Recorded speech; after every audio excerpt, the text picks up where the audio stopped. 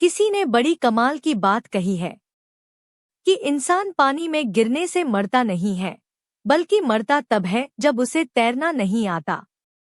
परिस्थितियों कभी भी समस्या नहीं बनती, समस्या तब बनती है जब उनसे निपटना नहीं आता।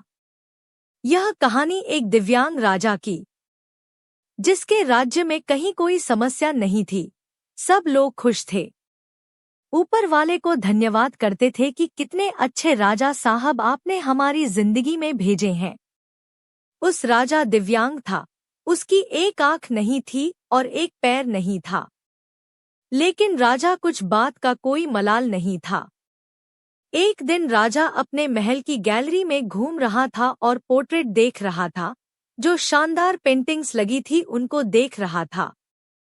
वो जो शानदार पेंटिंग्स थी वो उसके पूर्वजों की थी, उसके पिताजी की, उनके पिताजी की, उनके पिताजी की। राजा घूमते घूमते और पेंटिंग्स को देखते देखते सोच रहा था कि कितने शूरवीर खानदान में मुझे जन्म मिला है। ऊपर वाले का धन्यवाद है।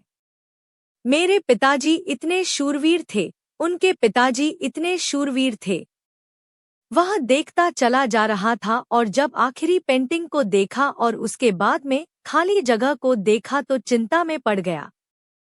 उसे मालूम था कि अब यहाँ पर जो पेंटिंग लगेगी वह उसकी लगेगी। इस बात की चिंता नहीं थी कि वह मरने वाला है या मर जाएगा। मरना तो सबको है। चिंता इस बात की थी कि वहाँ जो पेंटिंग लगेगी वो कैसी लगेगी। राजा सोचने लगा कि मेरा एक आंख नहीं है और एक पैर नहीं है और गैलरी में इतनी शानदार पेंटिंग लगी है। मेरी वाली सबसे खराब लगेगी और सबसे भद्दी लगेगी। राजा के अंदर ही अंदर चिंता होने लगी कि मेरे मरने के बाद में न जाने कैसी पेंटिंग बनेगी।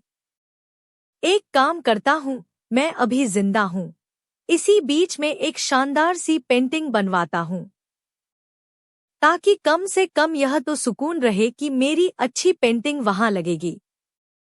तो उस राज्य में ऐलान करवा दिया और पेंटर्स को न्योता दिया गया कि आप आइए और राजा साहब की तस्वीर बनाइए।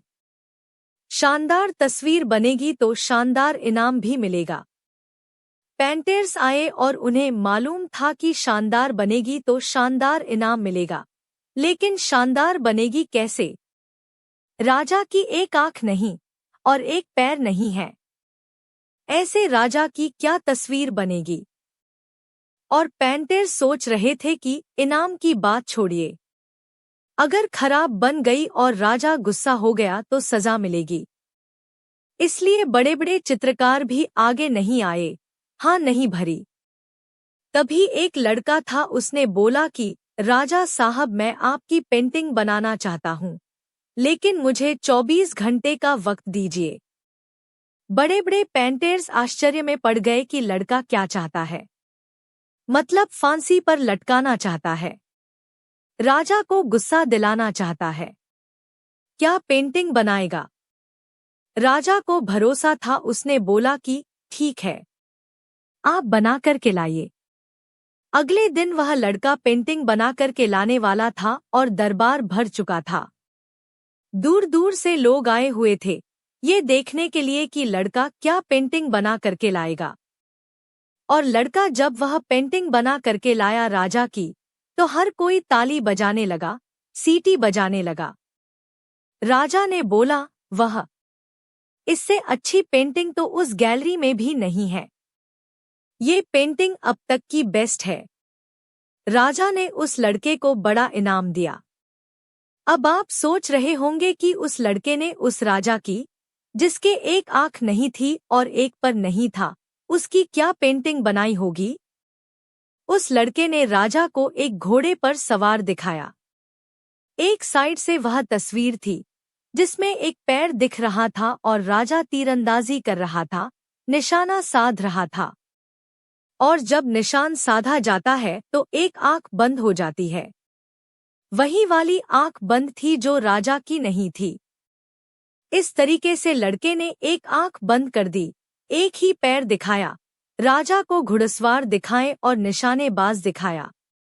इतनी कमाल की पेंटिंग बनी, अब तक की बेस्ट पेंटिंग थी। उस लड़के के सामने भी चुनौती थी, संकट था, लेकिन उसने पॉजिटिविटी का साथ नहीं छोड़ा। जिंदगी में चाहे जो संकट आ जाए, एक वैक्सीन की डोज हमेशा लगा करके चलिएगा।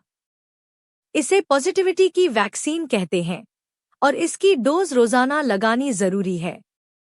जिंदगी में चाहे जिस मुकाम पर हो, आप जिस संकट में हो और आप जिस भी स्थिति में हो, अगर आपने पॉजिटिविटी की वैक्सीन लगा रखी है तो यकीन मानिए आप उसे संकट से बाहर निकल आएंगे।